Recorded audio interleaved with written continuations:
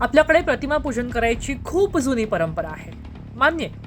पण पूजनाच्या नावाखाली आपल्या दैवतांचं प्रतिमा भंजन करण्याचा परवाना या लोकांना दिला कोणी? एखाद्या कार्यालयाच्या वॉशरूमचे साईनबोर्ड म्हणून आमची दैवत दिसतायत, तर हे त्या प्रशासनाच्या वैचारिक दिवाळखोरीचं लक्षण म्हणते मी. ज्यांच्या नावाचा जयघोष केला ना की अंगावर काटा उभा राहतो, त्या नावाचा वापर अशा पद्धतीनं करणं हा कळस आहे. आज मराठी अस्मिता, शिवरायांचे विचार अगदी महाराष्ट्राच्या सीमा पार करून गेले, ओलांडून जगभर गेले, याचा आपल्याला इथे अभिमान वाटतो. पण हरियाणासारख्या राज्यात जेव्हा अस्मितेचा असा विपर्यास होतो ना, तेव्हा भीती वाटते. या मानसिकतेला काय म्हणायचं? कुणाची मानसिकता, कुठून आली? यांना कळत नाहीये का की कोणती जागा आदराची आहे?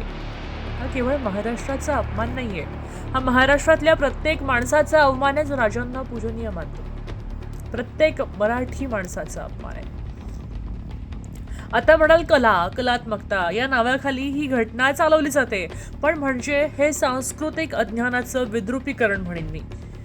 हरियाणामध्ये बसून छत्रपतींची प्रतिमा वापरताना त्यामागचा इतिहास वाचला असताना तर ही वेळ आली नसती.